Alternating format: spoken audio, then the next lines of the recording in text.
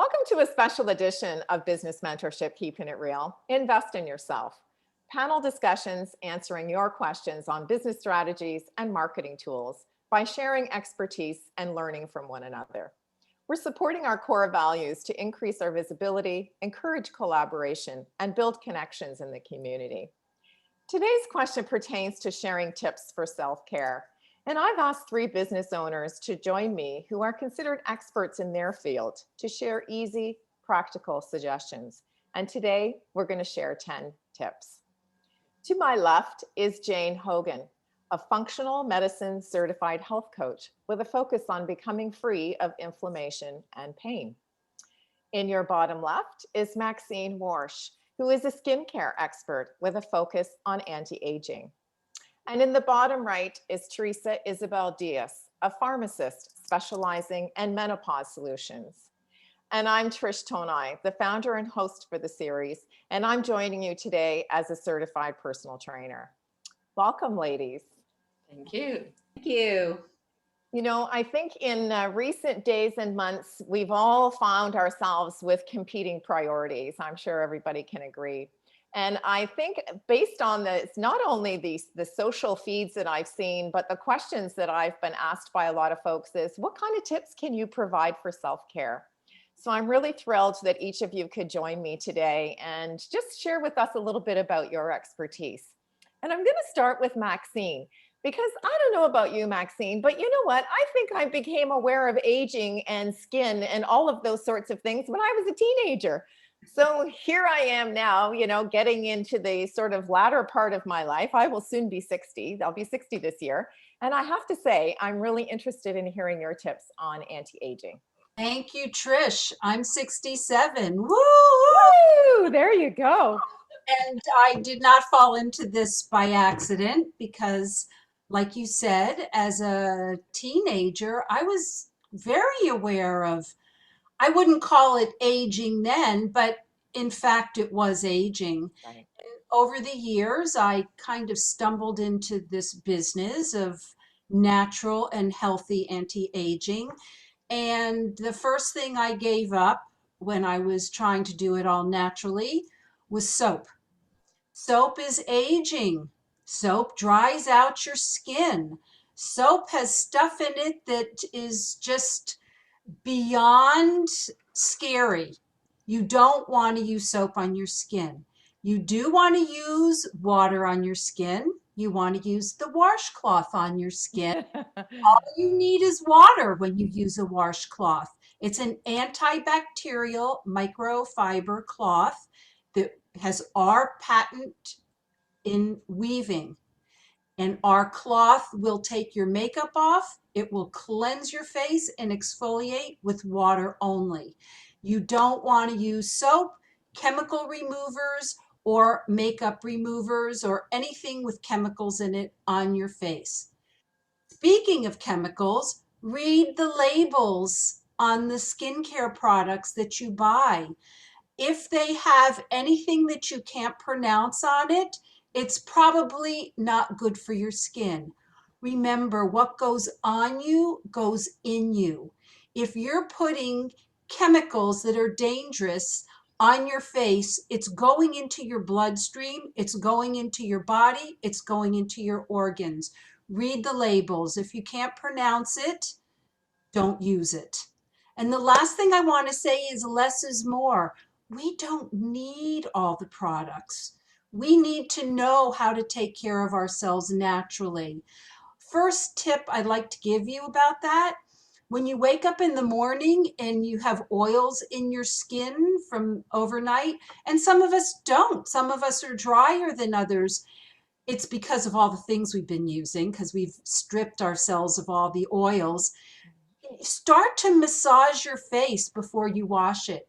Just go around your eyes, go through your forehead. You'd be touching a lot of acupressure points and stimulating and getting circulation going. And if there are oils, you'll rub the oils back into your face. I think I'm getting a little excited here.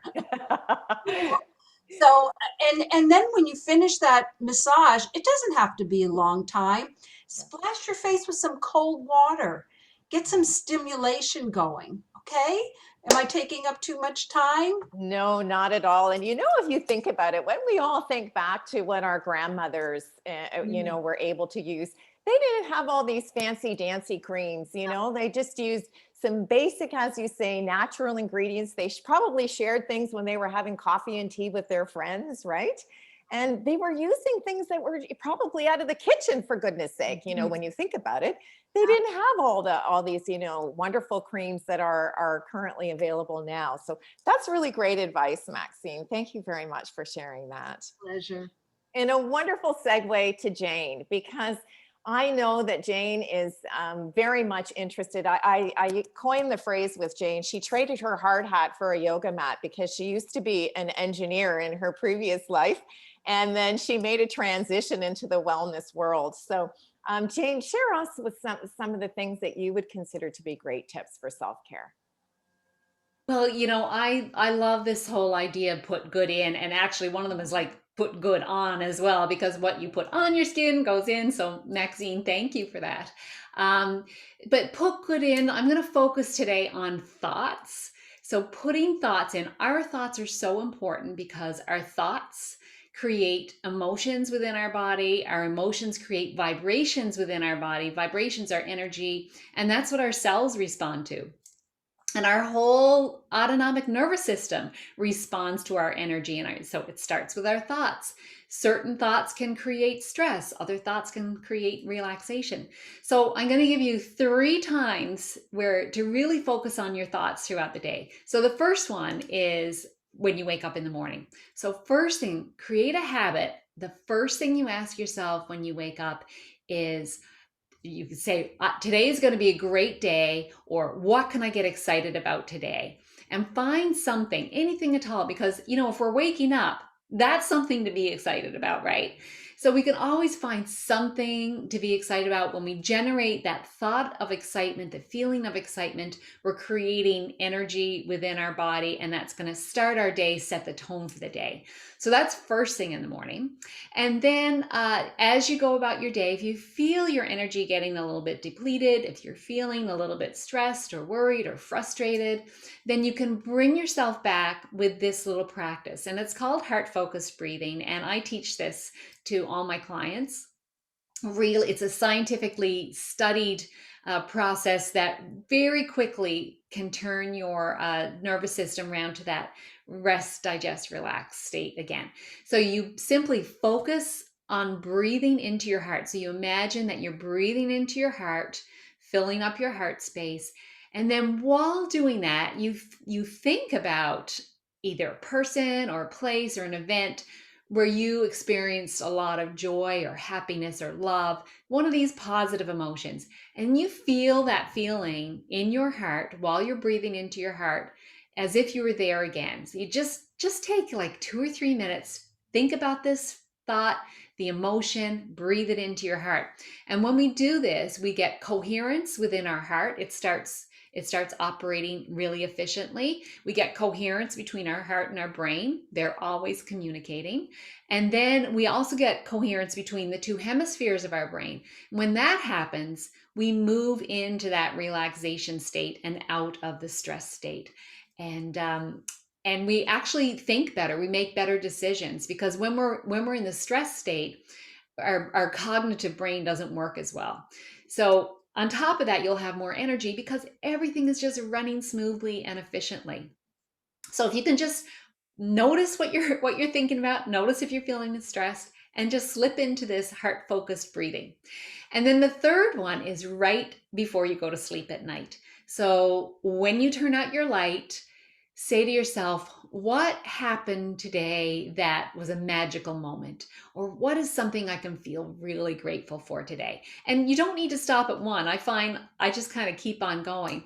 And this is really great. You review your day, you're setting those good feelings again. You're also telling your brain, it's all is good in my world. And then you're setting yourself up for great sleep. And when you get sleep, of course, you're going to have more energy for the next day. So when you wake up in the morning, throughout the day, and right before you go to sleep after you turn out that light. That's really great advice. And I'm sure that Maxine would probably agree that while we're getting good sleep, so is our skin rejuvenating, right? Oh, yeah. Mm. Oh, yeah. For sure. So that's really great advice. Thank you so much for sharing that with us, Jane. And Teresa is, I mentioned, a pharmacist, and she specializes in menopause. And hopefully, for all of the folks who are in our viewing and listening audience, they don't have to start to worry about menopause for quite some time. But for those of us who have sort of that certain age, and we're sort of in the throes of having to re-navigate and become reacquainted with our bodies, really, because menopause sets us into a whole sort of different state. And I can see, I'm sure that not only is Maxine and Jane shaking their heads, but I'm sure folks in our viewing and listening audience are going, oh yeah, I can relate to that. So Teresa, what would you recommend for folks who are sort of transitioning through that stage of life as some self-care tips? So I would start with being aware of your body. So see how you feel, what's changing, what's becoming a new trend, or what's leaving, what's going around with your body, with your mind, with your whole system. And menopause is just the end of fertility. So the ovaries stop working before we stop working usually. And they don't turn off overnight. So they age for a few years. So you can start feeling changes in your late 30s, in your early 40s, and most women are not prepared for that. So if you are at that age, pay attention to your body and see what's changing, what's not, and confirm with your doctor if it is due to a medical condition or just a natural journey of menopause as your ovaries become older and eventually shut down. And if you're already in postmenopause, which is the rest of your life, and average age in North America is 51, so we can live up to 80, 90, and 100. So we might live a third or two-thirds of half of our life in postmenopause. So as you said, things change. We have to live without estrogen. So take it easy, go easy on yourself. Self-love goes a long way to go through the menopause journey, which can be challenging for a lot of women. And if you're not feeling very energetic today, if you can take 3 or 4 things off your list or to-do list, take them off, go for a walk, rest, take a nap. So be aware of your body and its needs and try to focus on what do you need today. Tomorrow will be another day and you may feel very different, and tomorrow you catch up to whatever you can do today. So love yourself. Self-care goes a long way to navigate the journey, and just be aware of what's going on. The second tip is to drink more water and less alcohol, because we all know that most women do not drink enough water. Water is very important for brain health. And brain is being studied right now that in menopause, the lack of estrogen affects our cognition in different ways than affects men, because they don't have estrogen loss the way we do. So one of the things we can do to decrease our brain fog, lack of concentration and memory issues that so many of us experience through the perimenopause years, is to drink more water, because according to the specialists, our brain is made of a lot of water and needs a lot of water to function properly. So the 8 glasses that most people want to think of, it's a myth, are really, really necessary for brain health. If you tend to get headaches at the end of the day, it could be that you dehydrated, that you did not get enough water. On the other hand, alcohol also dehydrates you, and it's bad for your skin, and it's bad for your sleep. If you tend to have a drink at the end of the day, that alcohol that you ingest is going to affect your sleep. Your sleep won't be as restful, as regenerative. It won't be as deep, so you won't get as much rest if you drink alcohol. So if you don't believe me, try it out for a week. Stop drinking for a week and see if your sleep improves and if you feel much better, more energy, more focus. The third thing is stay positive, and I spell it Pause. As Jane said, what we put in our brains is very important for how we live our lives. it is one of the women I counsel, I was saying, be positive, look forward, it's gonna be great, it's just a new phase of life. Yeah, but while I'm in it, it sucks.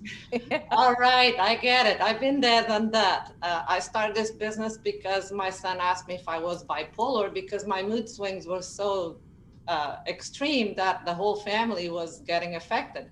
So stay positive, this won't last forever. This also, you will also get through this. If you need help, I'm here. There's a lot of things you can do. If you must, go on Google, look for good information like the North American Menopause Society or the Canadian Menopause Society. They will give you tips to navigate the change in a better place. So stay positive. This shall pass. And if you need help, find the help you need. And those are my 3 tips. You know what I really love is that, between Maxine and Jane and now you, Teresa, we're really focusing on some very similar things, right? Like put good in. So, I love the tip about the water because certainly when I became a personal trainer, in 2009, the reason why I became a trainer was because of corporate burnout. So at that particular stage in my life, I had just gone through corporate burnout and I couldn't find the help that I needed. And I thought, one of the things that we need to do in terms of our overall health is exercise. And we all know that, we have to include some form of exercise. So my tip to everyone is really walking. And, it seems so fundamental, right? Like all of our advice seems so practical and fundamental, but really walking is the best form of exercise that we can actually do. It gets us out into the fresh air, especially now we can kind of wave at our neighbors and sort of see folks in our community. And it really gives us that opportunity to refocus our energy. So I really love that the all 4 of us in sort of the total mind, body, spirit have some real similarities with the water and the positive attitude. And, just taking a look at making contributions that fill us up, because we all know that we can't be our very best or show up as our best unless we take care of ourselves first. And I think that every single one of us can probably sit back over our years in business and entrepreneurship can say, there's been times when I haven't put myself first. Mm-hmm. And those are certainly the times when we start to look for those tips and resources and tools and connections with people who can sort of help us along our journey. One of the things I wanted to ask is, based on the information that we've heard today, Maxine, what would you say would be one of the things that maybe it's brought it to the forefront of your mind and you thought, geez, I've really forgotten about that. I need to do that. Is there anything that we've shared that you would say, I need to do a little bit more of that? I find that I've had a lot of time during this last year to get a lot of rest. And I love what Teresa said about not being so hard on yourself, and allowing the rest when your body feels it needs it, it will tell you. And in that time I do get to practice my self-awareness, Jane's advice about telling yourself something good every day. I tell myself all of life comes to me with joy and ease and glory, like 1,000 times a day. And I can say that we're all probably preaching to each other's choir. It's been great. This has been great for me. I hope everybody that's watching is loving it as much as I am. Yeah, for sure. Lucky to participate in it. Thank you. Thank you, Jane. What about you? I know that you're very much in alignment with the total mind, body, spirit connection. And so has anyone shared any tips with you that you kind of go, geez, yeah, I really need to do a little bit more of that? Well, something I hadn't thought about that Maxine said was, I use natural products, but I never thought about using my own oil. So that is a great tip.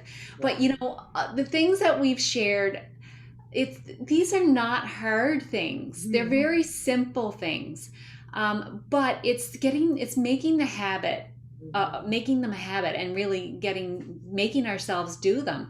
And a lot of times it's not that it's not even that we don't have the time, because look, how much time does it take to do some of these things? not very much time, but it's keeping them at the forefront and making them a habit. So like, I just want to offer another tool for making anything a habit is always, if you want to create a new habit, make it easy. So set it up ahead of time, make it attractive, and do it right after you already do something. So I mentioned about, having this thought right after you turn off the light. You're doing that every night anyway. Perhaps you mentioned going out for a walk, Trish. So that might be something you do every morning after breakfast or every evening after supper. So you tie it with something that you're already doing. And then all of these habits can be ones that you pull into your life. And really, all of these are acts of self-care. And as you said, we need to do this because then we have more to give for the people around us. We can be the change for the people in our families and in our circle of influence. Right, for sure. And what about you, Teresa? Is there anything that, because I know, you know what, as a pharmacist, and I know you've been on this road of really trying to educate people on the fact that menopause is a part of natural life. And you know what, it's not really something that we talk about because it's one of those subjects where you're kind of like a little bit taboo. And I love your reference, when your son mentioned, Mom, what's going on?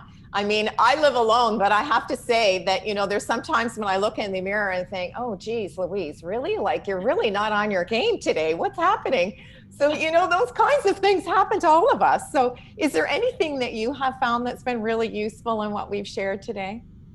I like Maxine's trick for massaging the face because it takes me forever to wake up. I need 20 minutes after I open my eyes to feel awake.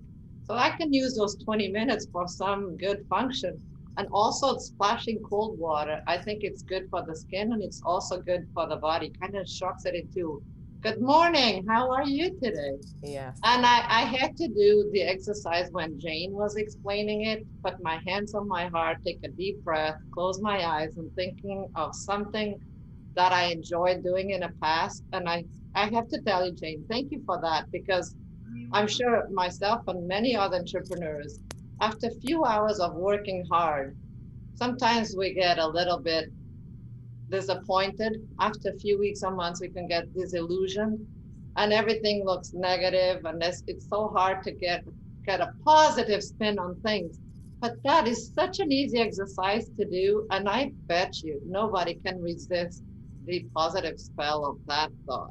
It was just such an amazing thing. And as you said, the problem here, it's not how difficult these tips are to implement, is remembering to do them.